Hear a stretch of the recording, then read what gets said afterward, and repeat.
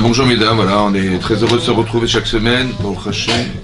Donc on va d'ailleurs le cours Klolin Nishmat Zizet Aziza, Viviane Aziza, Bat Louise Zizet Zerbib.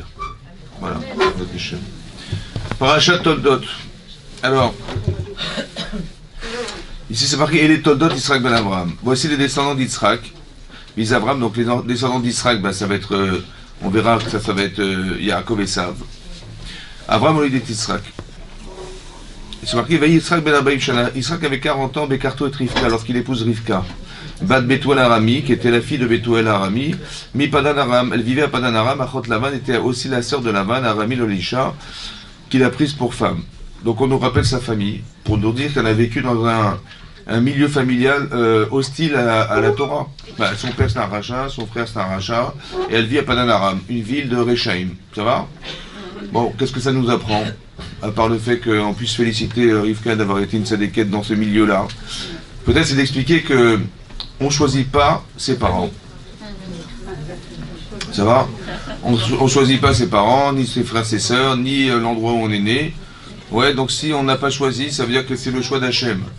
Donc de remettre en cause un choix pareil, en disant ah mais ouais, si j'avais vécu ailleurs, hein, si j'avais des parents différents, si j'avais, en fait on se rend pas compte qu'en fait l'idée c'est d'expliquer que si on est né quelque part et qu'on a eu ses parents, c'était le meilleur endroit pour soi, pour évoluer. Alors c'est pas très facile pour elle évidemment, oui, mais on a bien compris que pour épouser Yitzhak Avinu, il fallait se battre.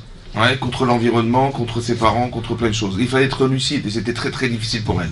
Le niveau de difficulté, pour que vous imaginez, c'est que pour épouser Yitzhak, à l'époque était l'enfant unique de Avraham Avinu. Ouais. Avraham Avinu, il a eu un enfant qui a fait la Hakedat Yitzhak. Ça veut dire qu'il s'est sacrifié pour Hachem. Donc le niveau de sacrifice, il est énorme. Donc il faut imaginer en proportionnel que le niveau de sacrifice de cette femme était énorme. Sinon, on n'aurait pas pu épouser Yitzhak Avinu. Et donc, elle épouse cet homme, ouais, donc ils ont un point commun, en fait, c'est quoi? Yitzhak, c'est Gever. Gever, ça veut dire qu'il a un Gibor, il a une puissance intérieure qui est capable de se maîtriser, oui, il est capable d'analyser sa personne, à la différence d'Abraham qui lui a fait un travail extérieur. C'est-à-dire qu'il est devenu Abraham parce qu'il a fait du chesed, il était bon, il a fait l'hospitalité, donc il est devenu cet homme en expérimentant sa vie à l'extérieur de sa maison. Voilà, c'est comme ça que ça s'est passé. Alors que l'autre, il fait un travail intérieur, un autre travail qui est un travail de compréhension de soi, un travail d'introspection, de teshuva. Voilà, c'est un autre travail. Mais c'est une capacité à se maîtriser. Vous voyez, ça c'est le travail d'Yitzhak Avinu, à la différence d'Abraham qui lui non, il se libère complètement pour se donner le droit d'exister pour les autres. Voilà, faire vivre, c'est ça sa vocation. Il veut faire vivre les gens autour de lui. C'est une autre façon donc un c'est le chesed, l'autre c'est la gvura. Et donc en fait il est gibor. Mais non, qui était gibor? Sa femme était giborette. Ça veut dire qu'elle avait une force incroyable d'être lucide et de se dire non, je veux ni ressembler à mon père, ni à mon frère, ni à la ville dans laquelle je vis. Et elle a fait un travail sur elle-même à cause de ça. Et donc c'est comme ça qu'elle se permet d'épouser cet homme. Mais comme toutes les imaot, elle est stérile. Oui, c'est une femme qui n'a pas pu avoir d'enfant. Et donc ils ont dû, après 20 ans de mariage, ouais, là c'est marqué Vayatar Yitzhak Lachem. Donc il va prier très très fortement. Vous avez vu que Vayatar, c'est un langage de prière. Mais nous, ce qu'on a vu, c'est la tefila, Veit Palel, Mit Palel, c'est prier. On a vu la Zahaka, les Israël devant la mer Rouge, ils ont crié vers Hachem, c'est une prière. Mais là, il y a un nouveau terme, un nouveau verbe, c'est Vayatar. Ouais, il a prié, mais très fortement à Yitzhak pour avoir des enfants. Vayatar Yitzhak Lachem, l'Enochach Ishto, en présence de sa femme, qui a carré parce qu'elle était stérile. Alors, Vayatar Yitzhak Lachem, il a prié Hachem, mais il n'a pas prié pour lui. Il a prié parce qu'elle était stérile. Ça veut dire que il est plus dans la préoccupation du problème de son épouse, oui, que dans le sien. À part ça, hein, c'est marqué Vayatar Yitzhak Lachem, l'Enochach Ishto, en présence de sa femme. Rachid dit qu'elle était présente. Ça veut dire qu'elle est dans un coin de la chambre, elle priait pour son mari, et lui, dans un coin de la chambre, il priait pour sa femme. Mais quelque part, c'est un problème, c'est un détail géographique. On nous dit elle était là. Bon, si c'était un détail géographique, il aurait fallu marquer. Il a prié Yitzhak Lachem parce qu'elle était stérile, en présence de sa femme. Ouais, en présence de sa femme. C'est pas grave, Dieu est grand. En présence de sa femme, ouais. Donc elle a prié en présence de sa femme. Mais il fallait parler de la présence de sa femme après l'intérêt de la prière. L'intérêt c'était quoi? C'était la stérilité de sa femme. Ouais, donc il aurait dû prier. Il a bien compris que Mina Shamaim, ils n'avaient pas d'enfant. Comme Avram n'avait pas d'enfant, parce que Pour en avoir, il faut prier. Voilà. Il faut prier. Dieu est grand. Michel Berach, Imotenu Sarah Rivka, j'ai compris. On va pas s'amuser à chaque fois. Chazak ou Baruch. Shekel Bevakassable. Mais non. Vous avez compris. Je sais pas d'où il savait, j'en sais rien. Il savait qu'elle était stérile. Il en reste que, peut-être qu'il doutait, j'en sais peut-être pour lui-même, mais il en reste qu'il a prié pour elle. C'est ça qui m'intéresse. Il a prié pour elle, en sachant que l'enochachishto, ça veut dire en présence de sa femme. Mais la présence, c'est une présence physique. C'est ce qu'explique Rashi. Elle était là. Mais non, c'est un détail dans le fait de savoir qu'elle était présente. Pourquoi c'est marqué, ça coupe la phrase, ça veut dire qu'il y a marqué, il a prié pour elle, en présence de sa femme, parce qu'elle était stérile. Non, il aurait fallu marquer, il a prié parce qu'elle était stérile, virgule, en présence de sa femme. Pourquoi la présence de sa femme est au milieu de la phrase? En fait, l'idée c'est la suivante. Peut-être l'idée c'est la suivante. C'est en ça qu'il est tzaddik Yitzhak. Il y a deux façons de se comporter. Soit il dit à sa femme, écoute, j'ai pas compris, ça fait 10 ans déjà. Bon, il est où ton gynéco? Hein? Tu veux pas changer de gynécologue, tu veux pas changer de... Il aurait pu renvoyer la balle en disant à sa femme, écoute, je sais pas, tu t'occupes bien de toi, tu es sûr que tu veux être maman, tu es sûr qu'il aurait pu être violent avec elle. Et ben c'est pas ça qu'il a. Il a dit, il a été chercher, faire sortir des vers du nez de son épouse, parce qu'évidemment qu'une femme, elle souffre plus d'être stérile qu'un homme. Pour 3 raisons. 1, bah parce que elle a très envie d'avoir un enfant. 2, elle se sent coupable de ne pas pouvoir procurer à son mari le bonheur d'être père. Et 3, bah si ça dure comme ça, vous pensez bien qu'ils vont devoir se séparer un jour, malheureusement. Et donc elle a un problème, elle se dit on va divorcer, elle n'a pas envie. Et donc elle culpabilise quelque part. Maintenant, donc qu'est-ce qui va se passer? Son mari, son devoir, c'est de lui faire sortir les vers du nez, ça veut dire de rentrer dans la souffrance de sa femme. Et d'accompagner sa prière avec celle de son épouse. C'est ça les nochachishto. Vous avez compris? Elle était présente dans sa prière. Et donc il priait en présence de sa femme, dans sa tête, c'était ça qui était le plus important, parce qu'elle était stérile, comme si que la stérilité c'était un prétexte de tfila. Et là ce qu'on apprend, ce qui est extraordinaire, c'est que la force de la prière, c'est d'arriver à créer des miracles. Parce que c'était impossible qu'elle puisse avoir des enfants. Ouais. Autant que Sarah, vous savez que Sarah, dit les Chazal, elle n'avait pas de matrice. Ça veut dire que c'était impossible. Impossible physiquement d'avoir des enfants. Donc on voit tout le peuple juif est né du miracle. C'est incroyable. Mais pourquoi ça? Pourquoi on est le peuple du miracle? Pourquoi on vit au-delà de la nature? Pourquoi il a fallu atteindre quelque chose qui est au-delà de la nature? Oui, on doit atteindre Hachem, en fait, quelque part, dans la prière. Oui, dans la tfila. Et ça veut dire que on nous pousse à une forme d'extrémité où il faut croire que la résultante de ce qu'on va faire est miraculeux. Ça veut dire que vous allez me dire mais la nature est un miracle déjà en soi, mais il n'est pas forcément visible ce miracle. Mais là on voit que c'est une femme stérile qui peut pas avoir d'enfant, elle devient une femme fertile, c'est impossible, c'est miraculeux. Vous avez compris? Et on doit passer par ça. Ça veut dire qu'on est les marla minat teva. On est un peuple qui est au-dessus de tout de la nature. C'est pour ça que nous ne sommes pas destructibles, c'est pour ça qu'on essaye de nous détruire, parce que c'est antinaturel ce que nous sommes. C'est antinomique avec l'existence, donc les gens ne supportent pas cette différence. La marginalité ne se supporte pas. Et donc les gens, ils comprennent pas comment c'est possible qu'on soit un peuple du miracle. Que toutes les nations qui ont essayé de nous détruire ont disparu, et on est là. On est là, alors qu'il y a un grand niveau d'assimilation dans le peuple juif depuis tous les temps.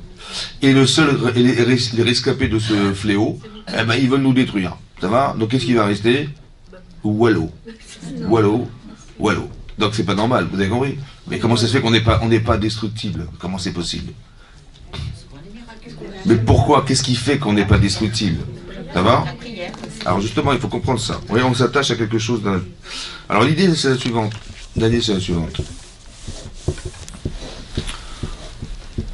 La Messirut Nefesh, vous savez, quand on fait un effort, faire un effort, comment ça se traduit? D'un côté, je sais ce que je dois faire, mais d'un autre côté, j'ai pas forcément envie de le faire.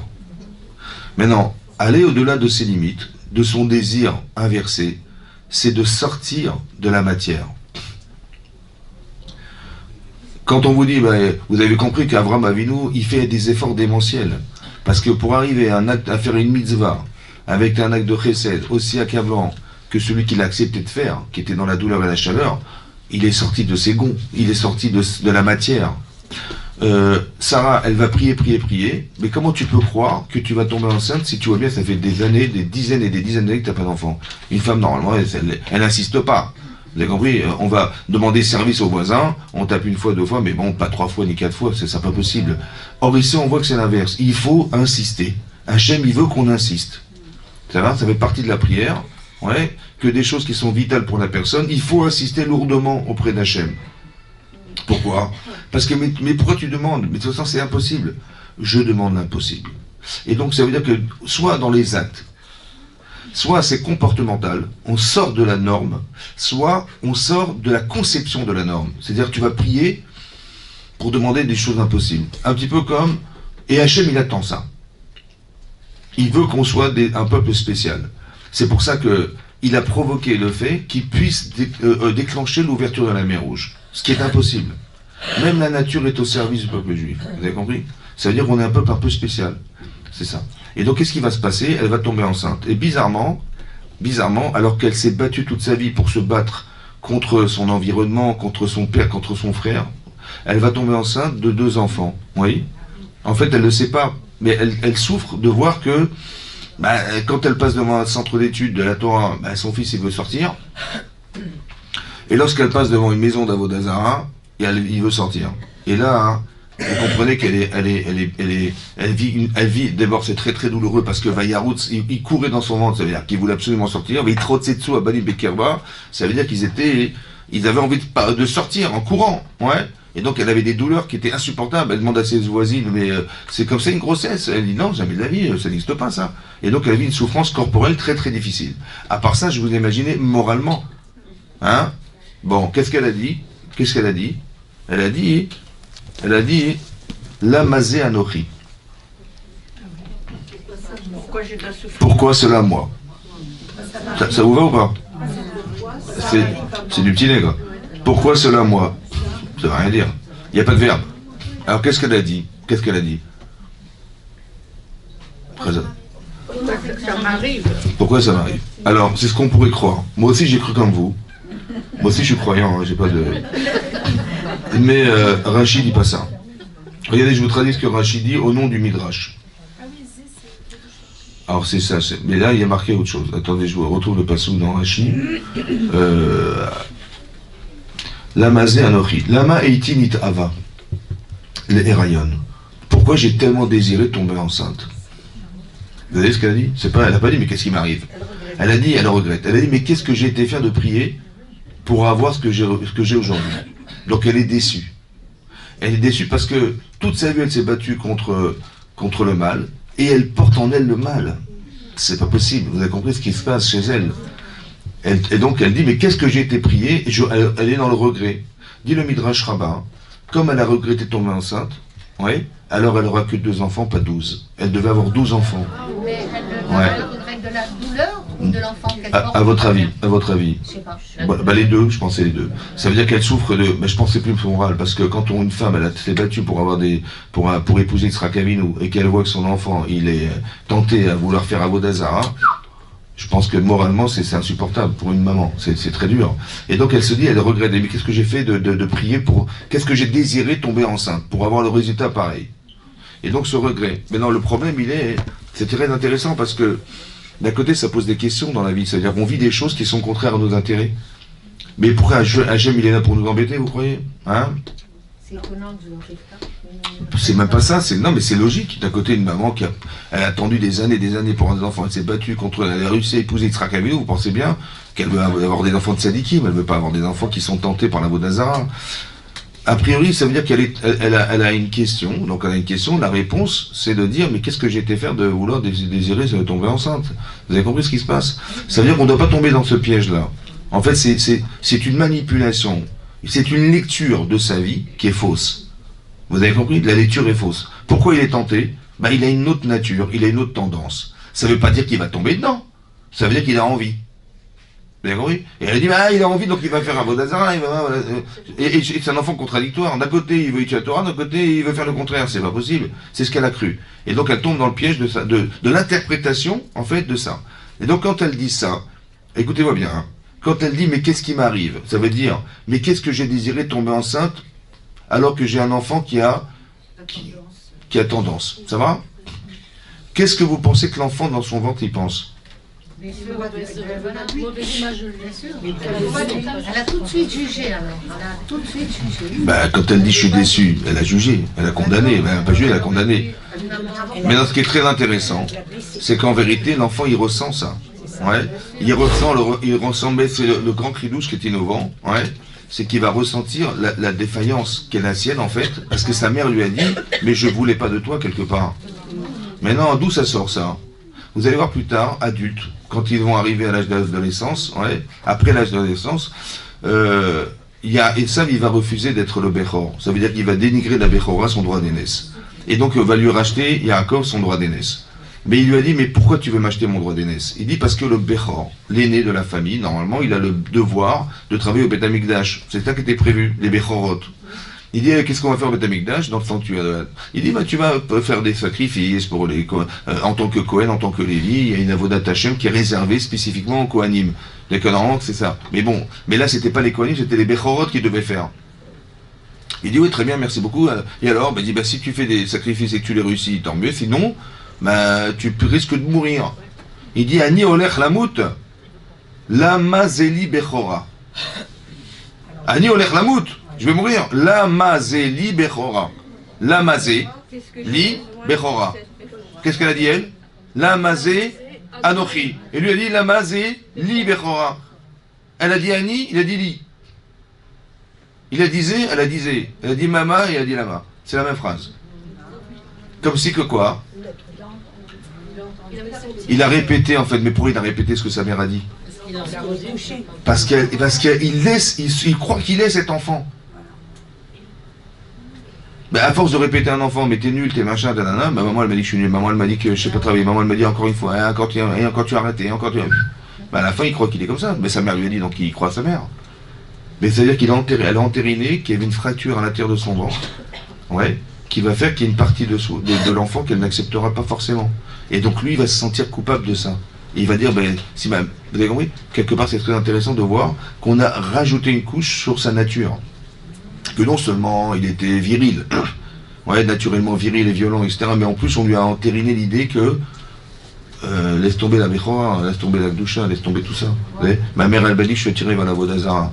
Alors qu'en vérité, cette tendance, en vérité, c'était une manière pour lui de se retenir d'être.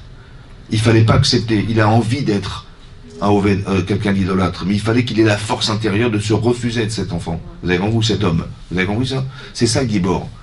Vous comprenez maintenant pourquoi Yitzhak il aimait cet enfant? Pourquoi? Parce que tout ce qui se ressemble, ça semble. Et donc il a trouvé en lui des facteurs qui sont équivalents aux siens, c'est-à-dire de sa avodat Hashem à lui, c'était de se battre contre l'extérieur, il fallait, de l'intérieur, il fallait qu'Yitzhak, il fallait qu'il puisse aider Esav en le bénissant et en lui permettant d'avoir la force intérieure de se battre contre son Yetzirah. C'est ça qu'il a essayé de faire. Oui. Maintenant, c'est marqué là-bas que donc elle était en panique, Rivka, et donc elle va voir Shem.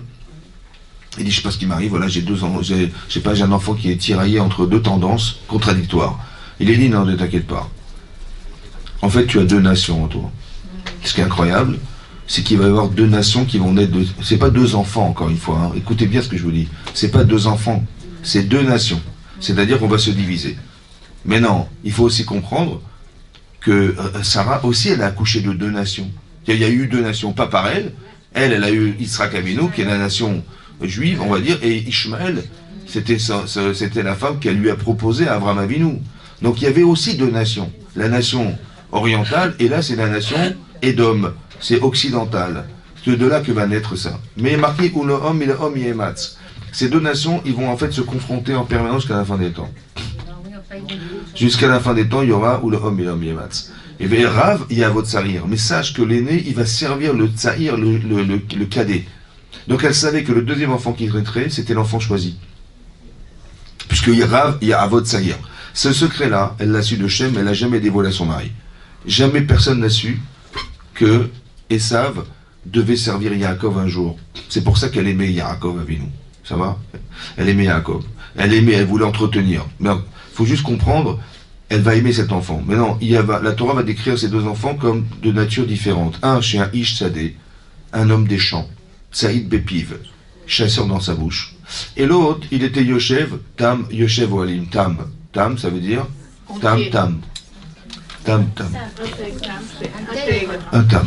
Alors, intègre. Alors, Rachid nous explique c'est quoi la différence entre Tsaïd Bepiv. Ouais, Rachid nous dit Tsaïd Bepiv, chasseur dans sa bouche. Ouais. Alors Rachid nous explique qu'en fait il trompait son père, il chassait par la bouche, c'est-à-dire il faisait croire à son père, il était hypocrite en disant papa, on me prélève du maaser, de la dîme sur du sel, hein, parce que le sel c'est vrai que c'est bizarre, tu mets un peu de sel, sans sel, on peut pas monter à cheval, non, sans sel, le plat il est pas bon, ouais, mais tu rajoutes un petit peu de sel et tout à coup on peut se délecter d'un plat. Mais c'est tellement précieux le sel. Mais comment on peut prélever le maaser sur du sel? Tu vas prendre un grain de sel, comment tu fais? Voilà la question de. Il il était content, son père, de voir que son fils s'intéressait à la Torah. Et Tsaïd Bepi, en fait, c'était de la ramaout, c'était de la tricherie. Alors que Yitzhak, il est tam. Rachidi, il sait pas mentir. Yaakov Avinu, il sait pas mentir. Yaakov, il sait pas mentir. Il est loin d'imaginer, il est tam. C'est-à-dire, il est innocent, il est naïf, entre guillemets. Il est loin il est Echad Bépé, Echad Belev. C'est un enfant qui parle, il vous dit ce qu'il pense. Voilà. Et donc il n'est pas hypocrite, il ne va pas cacher son jeu. Alors, voilà ce qui est marqué là. Et donc, qu'est-ce qui va se passer? Et donc, Yaakov va racheter donc le droit d'aînesse de son frère, il va devenir le Bechor en fait. Ouais, en achetant cette Bechora, il va devenir Bechor. Après, je bascule. Vous voyez, un peu plus tard dans la paracha, c'est marqué la chose suivante. Donc, on va basculer sur le Perek Kavzaïn. Vous voyez, plus tard dans la Torah, c'est marqué comme ça. Que Yaakov, Yitzhak avait commencé à vieillir. Rachid nous dit, Vaï, Kizaken Yitzhak vetekaena enav. Voilà que Yitzhak devenait vieux, et ses yeux ont été frappés. Mirot, pour de voir. Donc il était non-voyant. Rachid nous explique pour trois raisons. Un, parce que quand il a fait la Hakedat Yitzhak, les anges qui ont vu ça, ils ont pleuré. Et donc ces larmes, elles l'ont rendu aveugle. Mais ça veut dire qu'il est arrivé, c'est quoi l'aveuglement? C'est qu'il est arrivé à voir des anges. Ça veut dire qu'il arrive à un niveau de Gdusha extraordinaire où il n'y avait plus d'Etzara. C'est ça qu'il était aveugle. Ouais, il n'a plus de tendance, il n'a plus envie, quoi. Donc il n'y a plus de. C'est ça. Ou bien que ces belles filles, elles faisaient Avodazara, elles faisaient de l'idolâtrie, et la fumée qu'elles produisaient par les encens qu'elles faisaient, ça l'a rendu aveugle. Donc la Avodazara de ces belles filles. Ou bien que pour bénir Yaakov, il fallait qu'il soit non-voyant. Parce que s'il était voyant, il n'aurait jamais béni Yaakov Avinu, ça va? Et donc, ça veut dire qu'il est devenu aveugle à cause de son entêtement à penser qu'il devait bénir Esav. Ça veut dire qu'il est devenu aveugle contre sa volonté, ça va? Mais pourquoi? Parce qu'est-ce qu'il voulait qu'Hachem y fasse? Bon. Et donc, il est devenu vieux, et qu'est-ce qui va se passer? Vaikra Esav Beno Agadol, Vayomer Elav Beni, Vayomer Elav Ineni. Il a dit, écoute, prépare-moi à. Voilà, il a dit Ani Zakanti, Loyadati Omoti, donc il était à 5 années de la mort de sa mère. Il a dit peut-être que je vais disparaître dans les 5 années qui précèdent la mort de sa mère ou de son père. Il a dit peut-être c'est ma mère, donc elle avait 127 ans, il avait 122 ans. Et donc il est rentré en 122e année, il a dit peut-être je vais mourir.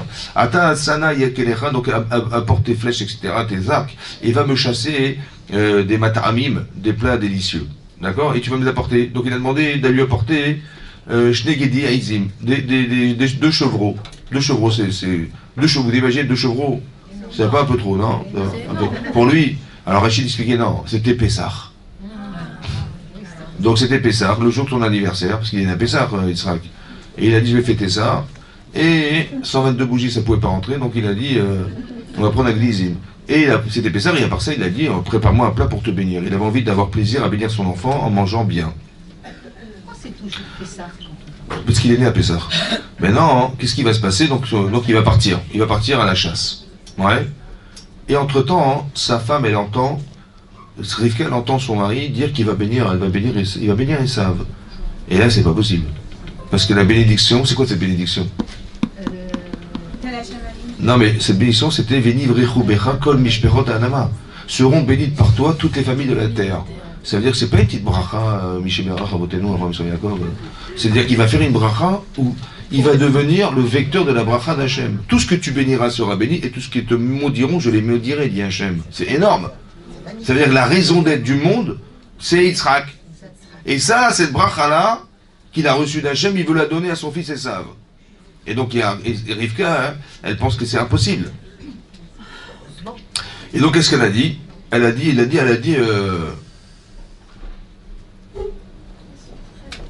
comme ça. Elle a dit, mais il a dit, mais après prépare des plats, comme ça tu les donneras à ton père, il te bénira. Il a dit, mais maman, mon frère il est velu, moi je suis Ishralak, et j'ai pas de poils sur la peau, il va tout de suite comprendre que c'était une supercherie. Ouais. Alors elle a dit, écoute, il va me maudire, papa va me maudire, plutôt que de me bénir. Elle a dit, écoute ce que je te dis, écoute, Shma Bekoli. Ça veut dire, écoute ma voix. Il a compris que sa mère, elle avait prophétisé que ça fonctionnerait. Et donc, Behemouna, il va y aller. Mais vous comprenez qu'il va devoir faire quelque chose qui est antinomique à sa nature. Comment il va mentir à son père, alors qu'il est âme? Pourquoi Hachem lui envoie une épreuve pareille? Il est obligé de mentir. Il va changer la version. Il va dire qu'il est quelqu'un d'autre alors qu'il n'est pas cet homme. C'est dur, hein? Ça, c'est un. Pourquoi Hachem, il a dû donner la bracha à Yaakov en passant par de la supercherie? Pourquoi? Il ne pouvait pas donner normalement. Pourquoi il devait tromper son père? Pourquoi de la supercherie? Ouais. Et à part ça, j'ai compris, mais pourquoi Hachem a fait ça? Devenu normal. Ouais. Pourquoi il est obligé de passer par Traloed? Ouais. Pourquoi faire? Ouais. À part ça, qu'est-ce qu'elle va proposer sa mère? Elle va dire que c'est simple. Tu vas mettre les vêtements de ton frère, d'accord, les Bigdei Hamoudot, là, qu'il avait volé de Nimrod. Tu vas mettre de la peau de chevreau sur ton cou et sur tes mains. Comme ça, il va te palper. Et si il te palpe, il verra que tu as des poils. Et il va dire, oh, c'est ça. Voilà ce qu'elle a fait. Ça va? Voilà ce qu'elle a pensé. C'est ce qui est marqué dans la Torah. Maintenant, ok. Donc, il va se déguiser. Monsieur Yaakov, il va se déguiser en Esav. Bon. Mais son père est aveugle. Donc, qu'est-ce qu'il va réussir à faire? Soit il va être surpris en flagrant délit de tricherie. Et là, son père, il va le maudire. Soit, il va lui faire croire qu'il est Esav. Donc, son père, il va bénir. Mais jamais Yaakov. Donc à quoi ça sert? À quoi ça sert de mentir? De toute façon, le résultat, il est caduque. Soit il va se rendre compte de la supercherie, donc jamais il va te bénir. Et s'il te bénit, il va pas te bénir toi, il va penser qu'il va bénir. Ben, la pensée, elle est sur Esav. Donc à quoi ça sert de mentir? Vous avez compris le problème? Très bien. Michel Béard. Vous compris, mais à qui il a pensé Yitzhak? Donc ça sert à rien tout ça. Pourquoi Hachem il fait ça? Pourquoi ça s'est passé de cette manière? Pourquoi il est obligé de passer par de la tricherie? Pourquoi il est obligé de changer sa façon d'être? Il est âme, il est entier, c'est quelqu'un d'honnête. Pourquoi tu lui fais passer par une épreuve aussi compliquée que ça? Ouais. À part ça, il va épouser, on verra qu'Yaakov plus tard, il va épouser deux femmes, Léa et comment il s'appelle, et Rachel. Et leur père, c'est qui? C'est Lavan, le champion du monde de l'escroquerie. C'est-à-dire un beau-père, champion du monde de l'escroquerie. Mais pourquoi Yaakov, qui est Hémet, il doit rentrer dans un monde de l'escroquerie? Pourquoi Rivka, elle doit rentrer dans un monde où tout le monde, tout est hostile à la Torah? Pourquoi c'est comme ça? Pourquoi c'est comme ça? Vous avez compris? On veut qu'on soit Hémet dans un monde de sheker. On veut être des gens vrais. Essaie de rester vrai dans un monde de mensonges. Comment tu vas t'arranger pour malgré tout rester émettre? Est-ce que tu vas garder tes nerfs? Est-ce que tu vas te contenir? Vous avez compris, c'est ça? C'est ça l'enjeu. Parce que la vérité, ça se défend. Ça se pense pas, ça se défend. C'est-à-dire que tu peux penser, tu es une sadéquette, voilà comment il faut être, voilà. Vas-y, d'accord, Khazak, vas-y, deviens cette femme, vas-y. Alors vas-y, fais-le. Vous avez compris? Ah oui, mais théorique, bien sûr, théoriquement, mais on te demande pas de penser théoriquement, on te demande de le devenir, il faut passer par l'acte. C'est pour ça qu'il y a des preuves ici, que tu vas valider Yaakov Avinu Ish Emet, Vatiten Emet et Yaakov, il faut que tu sois un homme de vérité. Alors comment tu vas t'arranger dans un monde de sheker? Voilà, tu vas rentrer là-dedans. Le Zohar explique, le Zohar, ouais, il dit que, en fait, pourquoi Hachem il a fait une chose pareille? Ouais, pourquoi il devait rentrer dans le mensonge, a priori de s'arranger avec le mensonge? Il dit parce que, en fait, à l'origine du monde, il y avait trois personnages. Il y avait Adam, Chava, et il y avait le serpent qui était le Nachash, qui était le Yetzirah. Ouais. Qu'est-ce qu'il a fait le Yetzirah, le Nachash? Il a été voir Chava. Il n'a pas été voir Adam, il a été voir Chava. Il a dit, mais Dieu, il vous interdit de manger des arbres de la terre? Il dit, non, on peut manger tous les fruits de la terre, mais un arbre, on ne peut pas. Donc il a fait exprès d'introduire ça pour qu'elle lui dise, celui-là oui, mais celui-là oui, mais celui-là non. Ok. Mais pourquoi celui-là non? Et parce que Dieu il a dit, voilà, c'est la Etzadat, l'arbre de la connaissance du bien et du mal. Et je dis, mais c'était bête ou quoi? T'as pas compris que Hachem il veut pas que tu goûtes parce que si tu manges ce fruit, tu vas être comme lui. Tu vas construire des monts, tu vas machin, tu vois. Et donc il lui a fait croire, ouais, et c'est vrai que quand on étudie la Torah, quand on fait les misotes, on crée des olamot. C'est vrai, c'est marqué dans le Zohar qu'on crée des mondes. Ouais, on peut détruire par des fautes. Maintenant, tout ce qu'il a dit c'était vrai, seulement c'était pas le moment de le faire. Il a menti à cette femme. Et elle a vu que là où il était Nachman, il était Tahava, il était Tov, il n'a que des émotions, elle a eu des émotions, et donc elle a été palpée, attirée, happée par ses émotions, elle a dit, elle a craqué, elle a mangé du Hetzadat. Ça va? Donc en fait, et après, qu'est-ce qu'elle a fait? Elle a dit à son mari, elle a réussi à convaincre son mari, pareil. Et donc il a mangé du Hetzadat. En fait, on s'est fait avoir. Ça va? En fait, on nous a menti. Alors, pour réparer la faute du mensonge qui a été le travail qu'a fait le Yetzirah contre Adam Arishon et Chava, alors nous, on doit faire un travail inversé, on doit mentir au Yetzirah. Ça va? Ça veut dire que, attention, c'est ça qu'il explique le Zohar. Après, je vais vous expliquer ce que c'est cette avodat Hashem, que de mentir au Yetzirah. Voilà. D'accord? Maintenant, écoutez-moi bien. Esav, c'est un menteur? Très bien. Donc, il ment à son père en lui faisant croire qu'il est tzaddik alors qu'il n'est pas. Yitzhak qui s'est trompé? Yitzhak qui s'est trompé? Il a cru qu'il fallait bénir absolument Esav. Il est tellement têtu à l'idée que c'est lui, que Hachem, il est obligé de le rendre aveugle, parce qu'il n'a pas trouvé autre chose. Hein. Ni sa femme l'a convaincu, ni personne l'a convaincu. Personne. Il est sûr et certain qu'il veut donner la bracha à Esav. Il s'est trompé. Donc il s'est trompé. Donc ça veut dire qu'il a une mauvaise lecture de la situation. Oui ou non? Il a été trompé ou pas? Et il s'est trompé. Donc Yaakov, il va essayer de tromper celui qui s'est trompé. Il a été trompé, Yaakov Avinu, celui qui s'est trompé. Donc il y a un regard extérieur et un regard intérieur. Le regard extérieur, Yaakov, c'est un escroc. Oui ou non? Oui. C'est pour. Bah oui, parce qu'extérieurement, on dit il a fait croire à son père, il s'est déguisé, oui. C'est sa mère qui l'a poussé à le faire. Michel Berach, j'ai compris, mais. Ma mère, elle m'a dit va tuer quelqu'un, je suis un tueur.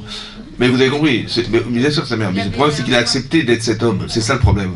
Mais donc, aux yeux de. Quand vous lisez la paracha, vous dites Yaakov. Maintenant, Yaakov, c'est Israël. Et Israël, on est des enfants d'Israël. Donc, on est des enfants de.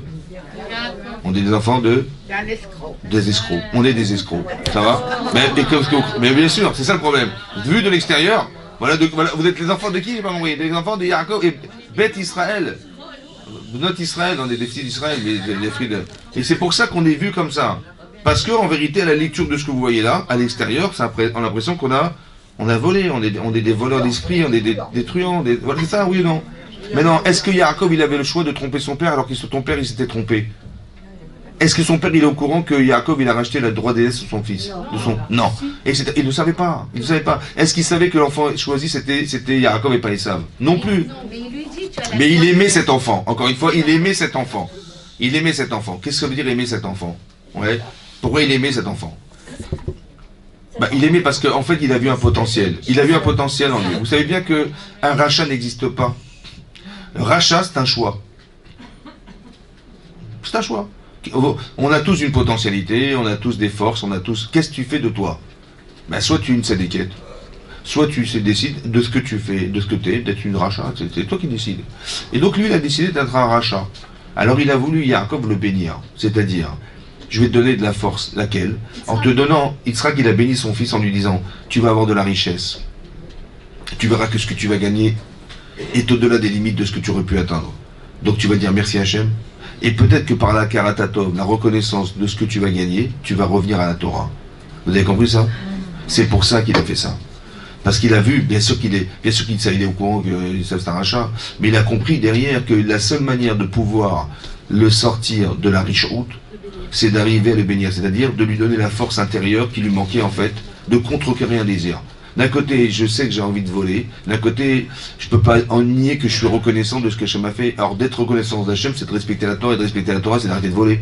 Mais comment tu fais? Tu te donnes les forces de t'empêcher de le faire en respectant celui qui est à l'origine de ta richesse. Vous avez compris? C'est ça qu'il a voulu faire Yaakov Avinu, Yitzhak.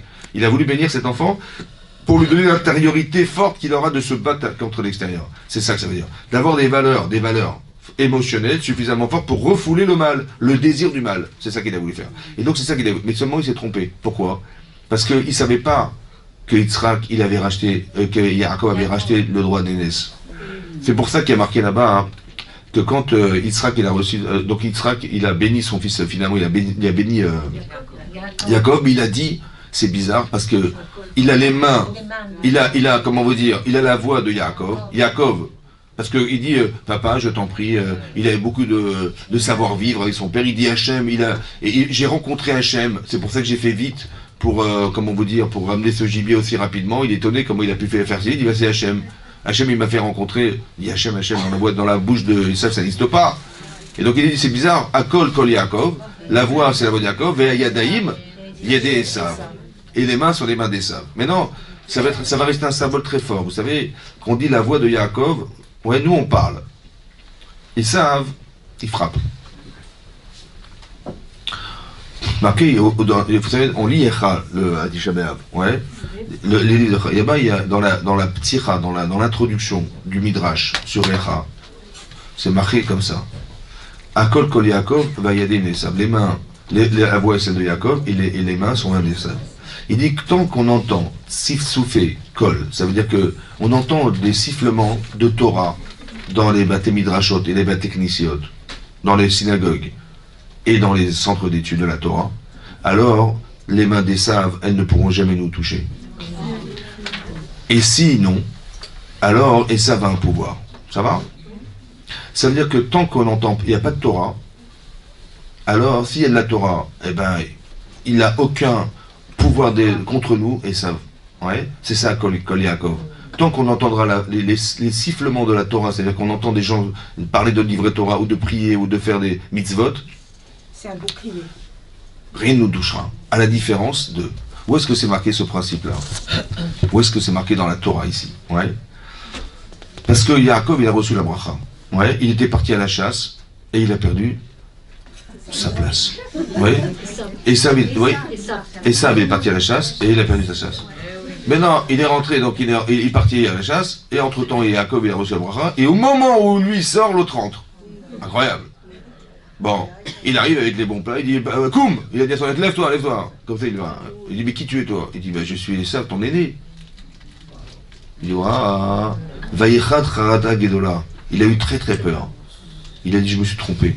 Et à qui j'ai donné la bracha? Et là-bas, c'est marqué dans le Midrash Rabbah. Il a eu tellement peur.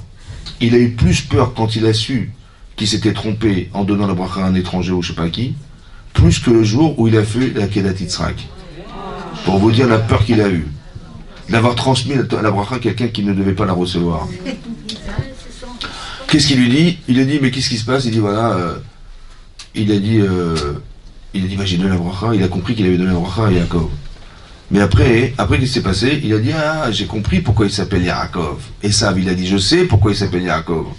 Yaakvinize Pa'amaim. Il m'a trompé 2 fois. Il m'a racheté ma Bechora, et il m'a pris ma bracha. Il m'a racheté mon droit d'aînesse, et il m'a pris ma bénédiction. C'est ça, Yaakov. Et ça va rester indélébile. Ça veut dire qu'on va rester des enfants de Yaakov. Yaakvinize Pa'amaim. Il m'a trompé 2 fois. Il a marqué, quand il a su ça, il a fait un cri. Mar, ça veut dire qu'il en avait marre. Non, marre, ça veut dire que amer, ou aper, je sais pas.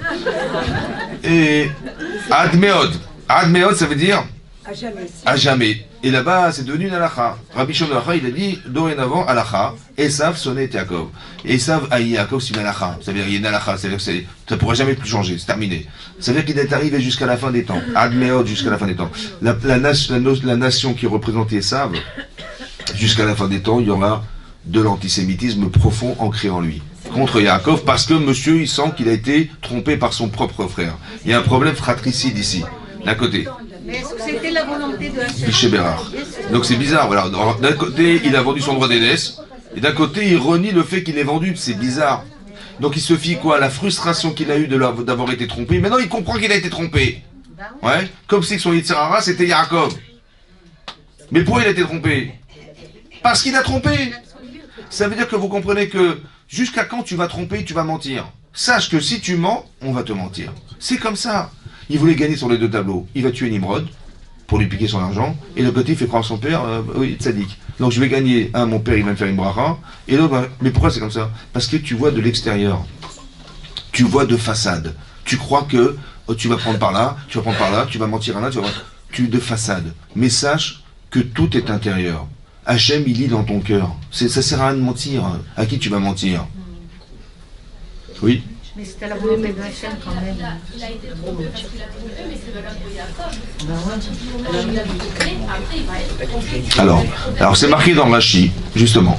Tout l'enjeu, c'est ça que j'ai expliqué, comment être émettre dans un monde de sheker. Comment être émettre dans un monde de faux. Alors, quand il a dit, mais qui tu es? Ouais, il dit, j'ai tué. Il a dit, j'ai tué personne. Il dit, qui tu es? Non. Il a dit, qui tu es? Il a dit, Ani Bechorecha Esav. Je suis ton aîné Esav. Rachid dit, Ani, moi c'est moi. Et toi? C'est toi. Il a dit, moi c'est moi, virgule. Esav Bechorecha. Esav est ton. Ça, c'est une arnaque en fait. C'est une arnaque contre qui? Contre son Yetzirara. Contre son Yetzirara. Pas son père. Ah, attention, ça je vous explique. Faire la nuance entre le Yetzirara des gens et la personne. Je ne mens pas à la personne. Je mens à la Yetzirara de la personne. Mais c'est... C'est moi. Pourquoi tu continues? C'est Esav qui est ton vrai fort. Vous avez compris? Vous avez compris comment ça marche ou pas? Ah non, j'ai pas compris. Ah, je vais vous expliquer. Je vous explique un truc. Il est marqué dans le Midrash Rabbah. Vous allez comprendre. Quand Hachem il a dit à Avraham Avinu, va prendre ton fils en holocauste. Ça va? Lui et Sarah, alors qu'est-ce qu'il a fait? Il y a Avraham, il a pris du bois, il a pris du feu, il est parti. Lui et Sarah, il vient le voir. Il dit, où tu vas? Il dit, je me balade. Bon. Il dit, tu te balades, mais pourquoi tu as pris du feu et du bois alors? Il dit, je vais partir un jour, 2 jours, 3 jours, il faut bien que je mange, non? Bon. Alors il dit, attends, tu me prends pour un idiot, je sais bien que Hachem il t'a dit d'aller faire le sacrifice de ton fils. À qui il parle Avraham Avinu? Son propre. En fait, il se parle à lui-même. Voilà, son Yetzirah, c'est ce que vous avez à l'intérieur de vous-même, qui vous dit, je ne vais pas y aller. Vous imaginez le choc émotionnel que c'est ça ou pas? J'ai le droit de mentir à celui qui va me mentir. En vérité, la vérité, c'est ce qu'Hachem m'a dit. Et ce que vous me ferez croire, c'est mon Yetzirah qui fait, tu ne vas pas y aller. Bon, ton fils, ton aîné, machin, ton fils unique, que tu aimes, il n'a pas envie d'y aller. En vérité, j'ai pas envie d'y aller. Donc Yetzirah, il a raison. Donc contre Hachem, puisqu'il m'a dit d'y aller. Qui c'est qui a raison? C'est lui qui a raison, c'est Hachem qui a raison. Mon Yetzirah, il va me faire croire que non. Et donc il va me dissuader d'y aller, en me disant, attends, c'est ton fils. T'es sûr que t'as bien compris ce qu'il t'a dit? J'ai pas envie d'y aller en vérité. Il a pas envie d'y aller, Abraham. Comment il va contourner ça? Il va dire, il va mentir, il va se mentir à lui-même comment vous dire, pour que le choc soit moins violent. En vérité, à qui il ment, Abraham? À lui-même, pour dire, il faut que j'accepte. Et même, ce que je ressens, je sais que c'est faux. Alors je vais mentir à celui qui me ment. Vous avez compris, c'est Avodat Hashem, ça? Ça veut dire que si quelqu'un il est foncièrement honnête, il va tomber dans un panneau. C'est qu'il ne pourra pas mentir. Il ne pourra pas se mentir pour faire la mitzvah. Il ne pourra jamais mentir à son père pour arriver à lui faire comprendre qu'il doit y arriver un jour, à lui bénir. Vous avez compris ou pas? Donc quand Abraham, comment il s'appelle, Yaakov, il dit, je suis ton aîné Esav, en fait il ment pas à Yitzhak Avinu, il ment pas à Yitzhak, il ment à celui qui s'est trompé, c'est-à-dire celui qui est derrière. Non, c'est son Yitzhak à lui en pensant qu'il devait bénir Esav. Vous avez compris? Tu t'es trompé, pourquoi? Parce que Esav c'est moi en fait. C'est moi qui ai récupéré la bracha d'Esav. C'est moi qui ai récupéré son droit d'aînesse. Donc c'est moi Esav. Le vrai Esav, c'est pas lui, c'est moi. Et donc en fait, quand il ment à Yaakov, il ment à Yitzhak, il ment à ce qu'il a cru que c'était. Mais non, ça c'est une façon... Quand il a fait la bracha, il savait que c'était Yaakov alors. Non, il ne savait pas. Alors elle n'était pas légitime cette bracha. Justement, je vous explique. Alors justement, comment ça marche les brachot? Voilà, comment ça marche les brachot.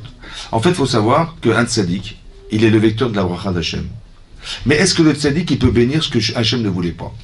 Non, il est que le vecteur. Maintenant, la différence, écoutez-moi bien, la différence entre Yitzhak et Abraham, c'est que qui c'est qui a béni Abraham? C'est Hachem. Hachem. Et Abraham, il n'a pas voulu bénir Yitzhak. Il a dit, c'est toi qui dois le bénir. Et le Zohar explique que Yitzhak, il voulait absolument lui bénir son fils. En fait, ça ne dépendait pas de lui. C'est pour ça qu'il dit le Zohar, il a béni, en fait, Yaakov, Shelo Midato, sans qu'il le sache. Il ne fallait pas qu'il sache que c'était Yaakov Avinu. Il ne fallait pas le savoir. Pourquoi? Parce qu'en vérité, la différence entre une bracha humaine et une bracha divine. La bracha humaine, elle est concentrée sur la limite de ce que nous sommes. Il ne fallait pas qu'Yitzhak bénisse son fils. Il fallait qu'Hachem le bénisse. Alors il a fait en sorte, Hachem, que c'est lui qui l'a béni. Parce que d'un côté, d'un côté Yitzhak, il a pensé qu'il avait Esav en face de lui. Donc il a eu la volonté de bénir Esav. Mais c'est qui le vrai Esav? C'est qui l'homme qui aurait dû être Esav? Ben c'était Esav, il avait une fonction. Il a renié cette fonction. Qui c'est qui l'a reprise à charge? Donc Yaakov, il appelle Yaakov Esav.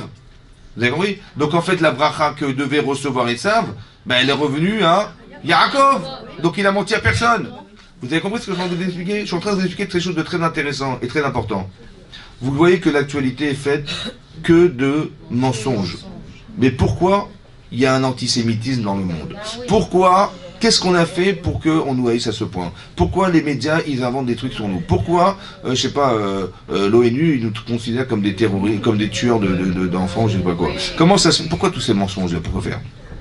Parce que de façade, on tire sur des gens, des civils, de façade. Mais j'ai pas compris. Au lieu de dire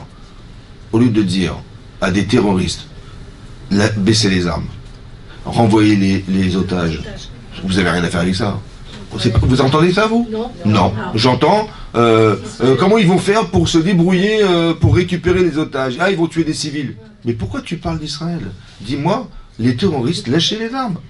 Rendez les otages. Il n'y aura ni mort, ni personne, ni civil, ni personne. Non, c'est pas ça qu'on entend. Pourquoi il y a, comme si il y avait un parti pris derrière de nous faire croire qu'on est des tueurs. Vous avez compris ou pas? Qu'on est des voleurs, qu'on est des machins. De façade. Un petit peu comme. Pourquoi la Torah a commencé par Bereshit? La Torah elle commence par Bereshit, la création du monde. Rashi dit au nom de Rav Yitzhak, il dit mais la Torah n'aurait jamais dû commencer par la création du monde, elle aurait dû commencer par les mitzvot de la Torah. La première mitzvah de la Torah, ça a été de compter le temps, Rosh Chodesh. Ouais, on aurait dû commencer la Torah par Achat Bo, quand Hachem, 15 jours avant la sortie d'Égypte, il nous annonce que on doit compter le temps. Voilà, ça aurait dû démarrer là. Pourquoi la Torah elle commence par la création du monde? C'est-à-dire, la Torah c'est pas un livre d'histoire, la Torah c'est un livre de loi, un livre d'enseignement. Donc il fallait commencer par l'enseignement de la Torah, c'est-à-dire la première mitzvah de la Torah. Oui? Alors il répond, il dit comme ça. En fait, pourquoi elle a commencé par Bereshit? Parce qu'Hachem, il a voulu montrer la force de son œuvre à son peuple et les faire hériter de l'héritage qu'il a donné aux nations. Voilà ce qui est marqué dans Rashi. Parce qu'un jour, on va nous dire qu'on est des voleurs de terre. Pas des vers de terre, des voleurs. Comment ça, des voleurs? Ben oui, parce que on était dans le désert. Bon, Yoshua ben Nun, après la mort de Moshe, il est rentré en Israël et il a conquis pendant 7 ans la terre d'Israël. Bon, alors il y avait des caméramans là-bas, il y avait des journalistes, ils ont dit, mais monsieur Yoshua ben Nun, qu'est-ce que vous faites là? Il dit, mais vous n'êtes pas honte, mais il y avait des gens ici, vous les avez sortis de là, vous êtes des voleurs. C'est vrai, de l'extérieur, on est des voleurs. C'est vrai ou pas? Donc, maintenant, on répond, on dit, mais vous savez, la planète Terre, elle appartient à Dieu. Bon, par la même volonté qu'il vous l'a donnée, eh ben, il vous l'a reprise, il nous l'a donnée. Vous avez compris? Bon, maintenant je me suis dit, mais c'est quand même incroyable. C'est-à-dire que, on a commencé par Bereshit, la création du monde, vous savez pourquoi? Parce qu'il y a un taré qui va te dire, mais tu es un voleur. Tu voles les terres comme ça va, tout va bien? C'est juste parce qu'il va te poser un jour une question, que tu voles la terre d'Israël, alors il fallait commencer par la création du monde. Vous trouvez ça logique? Dites non. Non. Alors je me suis dit comme ça. La Torah voulait dire, regarde la lecture des gens. C'est comme ça qu'ils vont te voir. Sans approfondir, sans savoir au fond pourquoi tu l'as fait. Et ça, c'est pareil. Ça veut dire que, de façade, on lui a pris sa bracha. Mais quand tu creuses, en vérité, est-ce que tu l'as mérité? Est-ce que tu étais en adéquation avec ce que... Non. Pourquoi tu mens alors? C'est vrai? Je dis non, mais moi je veux gagner sur les deux tableaux, moi je veux gagner là, je veux gagner là. Mais arrête de mentir, vous avez compris ce qui se passe? En vérité, le regard qu'ils ont sur nous, c'est un regard de façade. C'est pour ça qu'on nous juge toujours de façade. Mais pourquoi c'est comme ça? Parce que derrière, il y a la Sina de Esav, qui est derrière, en fait, qui va absolument nous détruire. Vous avez compris? Il a dit, quand mon père mourra, je le tuerai. Mais ça, c'est resté indélébile. Ça veut dire qu'on a... Mais pourquoi c'est comme ça? Parce qu'au fond, il a semblé qu'il voulait absolument cette bracha. Il a voulu... Et qui c'est qui lui a mis des bâtons dans les roues? C'est monsieur Yaakov Avinu. Vous avez compris ce qui se passe? Mais accepte que tu n'as pas été capable de l'accepter, de la prendre, et accepte que tu as vendu ton droit. J'accepte rien du tout. Vous avez compris? Je veux avoir les deux. Vous avez compris? C'est comme ça. Voilà, comme ça que c'est perçu. Vous avez compris? Maintenant, ce qui a marqué, c'est que Yaakov, il a reçu la bracha de son père. Et son père, il va lui faire une bracha à la fin de la paracha de Toldot. Il va lui faire une bracha. Ouais. À Yaakov Avinu. À Yaakov. Il va lui dire comme ça, hein, il y a marqué Vaikra Israq el Yaakov, Vaivarech Oto. Donc il a fait appeler, il a béni, Vaïtsaveu, Vayomarlo. Il lui a dit, Lotika Risham ibnot Kenan, ne prends pas une fille de Canaan. Koum, l'er, Padan Aram, va Padan Aram, Beta Betuel, la maison de Betuel, Avi Imecha, le père de ta mère, Vekach Lecha, Misha, Mibnot Lavan. Il dit carrément, tu vas épouser une femme, des filles de Lavan, Achi Imecha, qui est le frère de ta mère. Oui. Ve'al Vekel Shagai, il va rechotra, et Dieu te bénira. Ve'ifrecha. Ve'yafrecha, il va te multiplier, ve'yirbecha, il va te fructifier, ve'itale kalami, mais tu deviendras une nation de peuple, ve'tenecha et birkat Avraham. Vous avez vu? Il dit, tu recevras la bracha d'Avraham, les aracha pour ta descendance Sitra, les rishtara et teres girurecha, et tu vas hériter de la terre de tes ancêtres. Donc il dit une bracha, la bracha d'Avraham, quoi. Hachem était le kim, la bracha qu'il avait promise à Avraham. Ça va? Donc il y avait combien de brachot prévues au départ? Deux.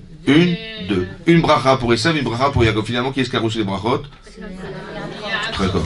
Maintenant, son fils Yitzhak, le fils de Yitzhak et Esav, il dit, mais papa, je comprends pas, tu n'as qu'une bracha?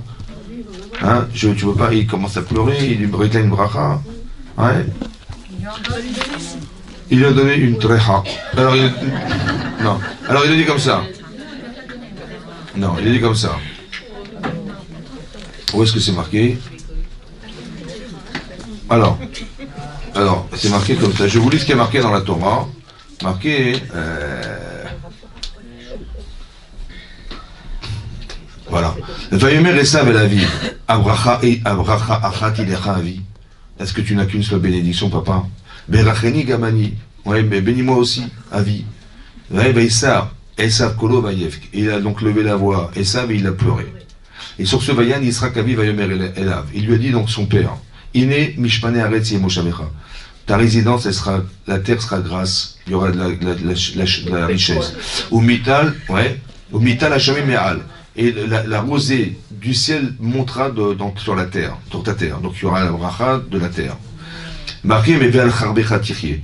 Par contre, dorénavant, tu vivras par le sabre. Et ve'etachicha ta'avod, mais tu serviras ton frère. Ve'ayak asher tarid. Lorsque tu seras en souffrance. Ufaratam olo me'al tzavrecha, là tu pourras retirer le joug qui est sur ton cou. Vous avez compris ou pas? Mais j'ai rien compris. Alors, j'ai pas compris ce qu'il a voulu dire. Il a dit c'est quoi le cou, c'est quoi le joug, c'est quoi le habiba, c'est quoi. Alors, Rachid dit comme ça, Chabecha Tirye. Ouais.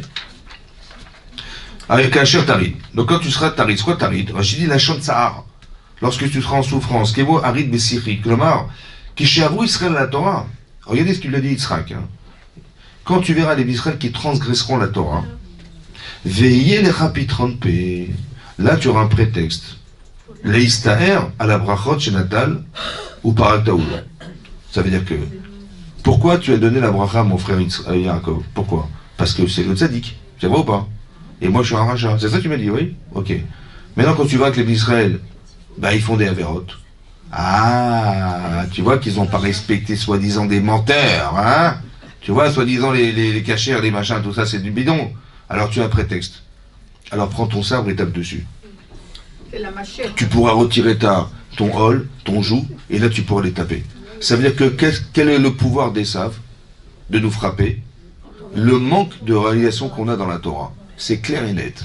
Ça veut dire que de réalisation dans la Torah, tu verras quand il transgresse, le seul pouvoir qu'il a contre nous, ça veut dire que par l'absurde, on doit comprendre que quand il se passe des choses graves dans le peuple juif, c'est qu'on a manqué d'être tracé des gens. Vous avez compris? On a déraillé. On a déraillé. Voilà. Ça viendrait de lui, pas d'Hachem. Parce qu'Hachem, il utilise des gens pour. Ça veut dire qu'il est devenu, il a accepté d'être le rachat, il va devenir le rachat à jamais. Ça veut dire quoi? Hachem, il est Mechayev el Dechayav. Megal Gelim Srout el Zakai. C'est-à-dire qu'il y a un principe de base. Hachem, il utilise un rachat pour faire de la richout. Et il utilise un tzadik pour faire des mitzvot. C'est comme ça. Donc, comme ça. Donc on doit être des gens qui sont des vecteurs de la volonté d'Hachem. Donc on doit dire une tzadikette pour ça. Et le contraire, Hazveshalom, on sera utilisé pour faire le mal. C'est comme ça. Mais pourquoi? Parce que tu veux être cette personne. Tu vois là, on a fait ta volonté. Tu veux tuer Yaakov, vas-y. Ça, tu pourras jamais le faire tant qu'il est tué à Torah et tant qu'ils sont dans les misotes. C'est impossible. Donc la seule manière de protéger, ce qui est miraculeux, tu utilises la Torah, on ne te fait rien, on ne comprend rien. Mais parce que tu rentres dans ce qu'Hachem il attendait de toi. Tu acceptes d'être une tzadékette. Tu acceptes d'aller contre ton Yitzhara. Alors, de la même manière que tu vas contre, alors Hachem il ira contre. Il y a des gens autour de nous, c'est la jungle. Mais si tu veux être sauvé de la jungle, miraculeusement, il faut que tu sois une tzadékette. C'est comme ça. Tu fais tes chouvas, tu fais des efforts pour te rapprocher d'Hachem, par amour, et tu verras qu'il ne va jamais rien t'arriver. Et par l'absurde, si tu rentres pas dans ce jeu-là, alors tu vas rentrer dans la bracha que Esav, il a reçue de Yitzhak Avinu. Tu vivras par le sabre. C'est quand tu es une petite et qui lui dit tu serviras ton frère. Ouais. C'est pas une bénédiction, là, le mec il est à terre. Ah ben non, parce que la bénédiction, c'est qu'il doit savoir que son but, c'est de servir. Vous avez vu qu'il y a des aéroports ici? Il y a des trucs, il y a des routes, il y a des machins. C'est-à-dire qu'on nous sait pourquoi il y a des aéroports? Ben, il y a des aéroports, il y a Internet, parce qu'il faut diffuser la Torah. Il faut bien que vous puissiez voyager en Israël quand vous allez faire des mitzvot. Toute l'organisation géographique, elle est faite par Esav. Après, c'est son but, ça va? C'est pour ça que l'Agma dans Avodah Zarah dit à la fin des temps, les goïms, ils vont venir et dire, mais nous, on a fait plein de choses pour la Torah. On a construit des ponts, on a fait des marchés, on a fait des bains. Et Hachem, il va répondre, Tifshim Sheba Olam, Kol Masha Asitem, les Tzorer Atzmechem Asitem. Vous l'avez fait pour vous, pas pour la Torah. Il dit, mais pourquoi il a dit, vous êtes des imbéciles? Il a dit, vous êtes des menteurs. C'est un mensonge. Il fallait pas dire, on l'a fait pour ça, c'est un mensonge. Il dit, non, c'est vrai. C'est vrai que ça a été fait pour ça. Mais c'est un mensonge. Mais c'est bête de croire que parce que tu l'as fait, alors on va te donner le bénéfice de. Non. Il fallait que tu penses à le faire pour la Torah. Si tu avais fait l'aéroport de Roissy pour la Torah, alors tu aurais eu un salaire. Mais tu l'as fait pour qui? Bah, tu l'as fait parce que tu veux partir en Martinique. Ouais. Et c'est ça qui est bête. Parce que si tu avais pensé les Shem Shamaim, tu aurais eu. Mais tu ne peux pas réclamer un salaire sur quelque chose que tu n'as pas voulu faire. Vous avez compris ce qui se passe? C'est ça qui est bête. C'est encore une fois de façade. Vous avez compris? Voilà, Béat Hachem, qu'on ait tous le mérite. Amen, merci, Chazak, merci beaucoup, Amen. Amen.